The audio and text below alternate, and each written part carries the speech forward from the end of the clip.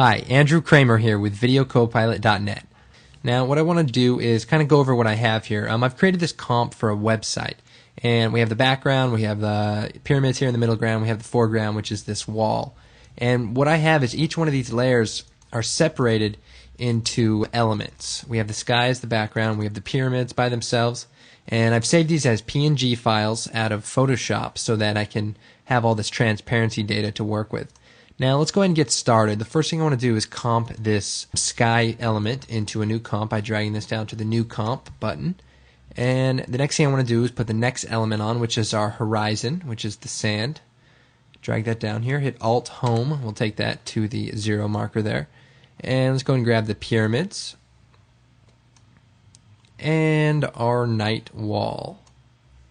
Okay, the cool thing about this is each of these layers represents a different plane on the composition basically. So we can separate these into 3D space and hopefully create some cool little views and some cool angle changes. First thing I want to do is make sure that my comp matches up with our reference, which is this completed comp here. And the first thing I want to do is go ahead and lower the opacity of this, zoom in a little bit, and select our night wall layer and go ahead and just push that up so that it matches with our background. And that way, when we fade in our buttons, everything will be pretty much the same spot where everything is. We can go ahead and delete that reference file for now.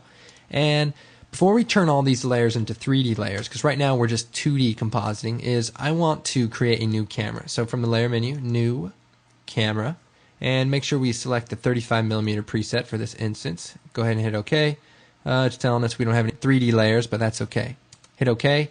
And let's go ahead and turn on each of our layers into 3D space. And we have a little switch here, a little 3D box. And we can click them all on.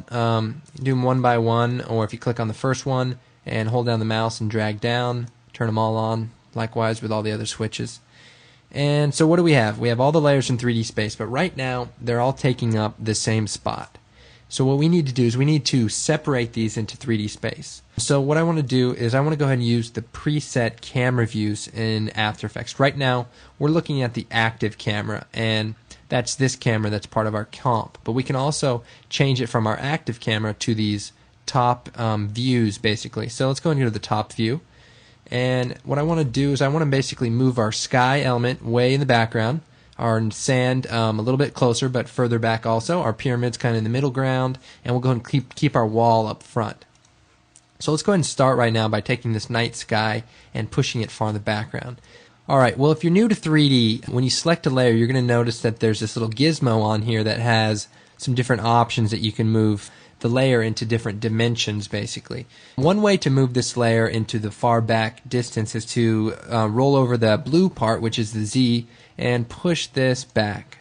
Now the only problem is when we zoom out here, it gets so small it's difficult to grab it. Frankly, I think that's still a little tedious. So what I'm going to do is with the layer selected, I'm going to hold down Shift and push the up arrow key. And basically that'll just push that thing far off into the distance, and I don't have to play around with any of that stuff. So let's go ahead and grab the sand layer, selecting it, and Shift and the up arrow key. One thing before we get started, let me go ahead and select these layers and change the color to yellow. That way we can see it a little bit better. Alright, let's go ahead and move this sand a little bit further in the background. And because the sand meets with the horizon in our comp, we want it to be a little bit closer to the sky. And the reason we do that is that way when the camera moves, it doesn't parallax so much and you don't get a lot of changing of positioning. So let's go ahead and take our pyramids and maybe move it halfway the distance. And let's spread these out just a little bit better. Let's grab the sand in the sky and really push that into the distance, and maybe a little more. And we'll move our pyramids maybe halfway, say about there. Okay, now I'm going to go from the top view back to our active camera. And let's go ahead and zoom back in here. By the way, I'm just rolling the mouse. You can also just select these options here. Okay, now we have a problem. Well, sorta. All of our layers in the far background are very small, and we need these to be back to original sizes. So let's go ahead and select the night layer, and we need to scale these up so that it's still far away in Z space, but that the size of it is relative to our original comp. So let's go ahead and drag the corner, hold down Shift, and line that up with the edge of our comp where it was before we started moving it. Same with the night sand. Let's go ahead and holding down shift, enlarge that. And the night pyramid, let's go and move that forward some. Okay, very good. Now you'll notice that all of our layers are in 3D space. If we take this orbit camera tool, we'll notice that everything is spread across 3D space. Now, the first problem right now is that the position or the pivot point of the camera is somewhere right about here. As you can see, the camera is kind of rotating around this front wall, and we don't want that to happen. We actually want the camera to rotate around the furthest point for this particular case, which would be the sky. So let's go ahead and go back to the top view, zoom out here, select the camera, and you see this little red circle X here. That's basically the pivot point for the camera, and we need to move that so that it's all the way in the back. So if you start dragging it up and hold down shift, it'll stay exactly straight, and go ahead and let it go right with the last layer, which it would be our sky layer. Line that up right with the last layer there, and go ahead and zoom out. Let's go back to the active camera, and now if we orbit around, you'll notice that the camera stays locked down to the background, which is a little bit more pleasing, and I think really does a good job. So let's go ahead and play around with what we're going to do. You've probably seen DVD menus that have maybe a little animation, and they animate in, the titles come up, and then you click play, and then it does a little animation out, and then it goes into the movie. Well, even though this was for a website, let's go ahead and think about it in terms of a DVD menu. So let's go ahead and zoom in on our timeline here, and I want to go ahead and pull up the camera transform properties, and I'm going to move forward to say about 3 seconds. I'm going to go ahead and put a keyframe on the position and the point of interest by turning on the stopwatch here. And that way, if we lock the camera into this spot, we can always come back to it. And this is basically the spot where we end up in our comp. But if we go ahead and move our cursor back a little bit, say before the actual end of the animation, we can start making some movements. For example, if we start playing around with this position, by the way, we can either click on it and type in a value, or if you just click on the number, you can drag left and right, or up and down, I think. And we can get some different views. We can also use these camera tools that basically allow you to move the camera around, the orbit tool, and such. But for now, let's just go ahead and use the numbers here. That way we can work on just certain axes at one time. Axes, or whatever they're called. Who knows? Somebody knows. Anyway, if we drag rather down on the camera's position, we notice that the camera goes behind this wall, and if we play the animation forward, it's as if somebody's standing up and the background is being revealed. To take that a step further, we can maybe bring the camera closer to the wall, maybe, and drag the camera maybe over to one side. And that way what we'll get is kind of a pulling back and then kind of revealing over this hill or over this wall. So it's kind of a neat effect. Although the one thing I kind of wanted to touch on is digital depth of field. Right now, as you can see, everything is in focus. Our background's in focus and our foreground's in focus. But what we can do is we can actually create depth of field using After Effects cameras. And what depth of field is basically having a focal point. And for example, if we turn on the depth of field, there should be a minor change. But if we turn the aperture all the way down to 0, everything should be in focus. Now, if we turn it up a lot, that basically simulating a camera's aperture opening up very, very wide, you'll notice that we have a very shallow depth of field. And so if we move that around to the focal point of the wall, you'll notice that it's in focus. And then if we move it forward, we can get the background to be in focus and our wall to be out of focus. I think the pyramids would be in focus right now, and if we move that a little bit further, we can also get the background to be in focus.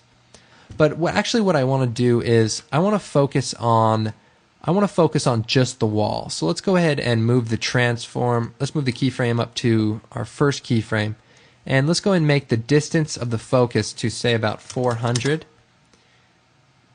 And our wall, let's see. Our wall should be in focus about right here, and you'll notice the background is out of focus. Let's turn the aperture down to maybe about 60.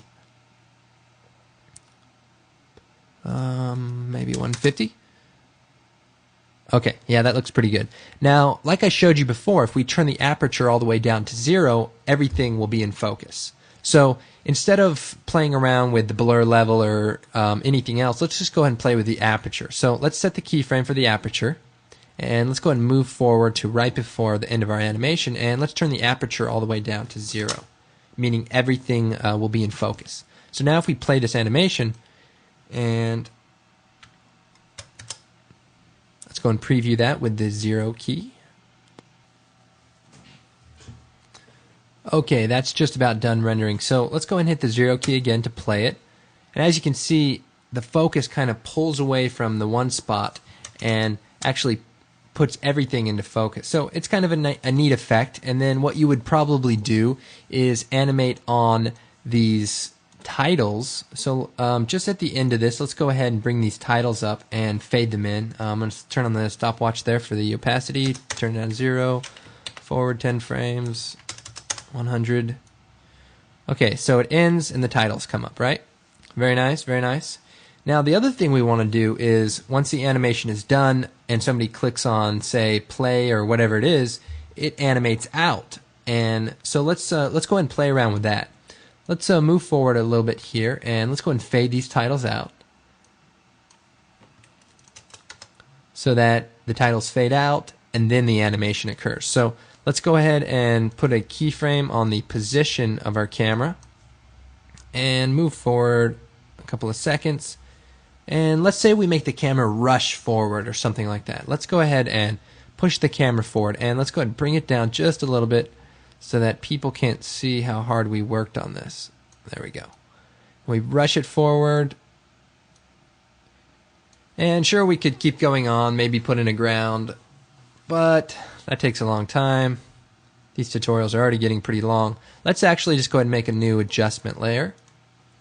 And let's go ahead and grab an instance of levels, adjust levels, and keyframe the histogram, move forward to the end of our animation, and what the heck, let's just blow it out. I know we're running out of ideas here, but sometimes a simple method works pretty well. We can also go to the red channel and maybe make it a little warmer, so we kind of get maybe a fiery effect perhaps. Let's go ahead and change the adaptive resolution. Okay. So it kind of fades out, very nice, and then let's fade that out. Let's go ahead and move the adjustment layer over just a little bit.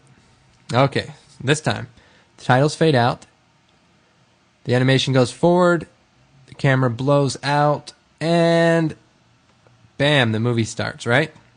Well, I hope you enjoyed this tutorial. I'm Andrew Kramer with VideoCopilot.net.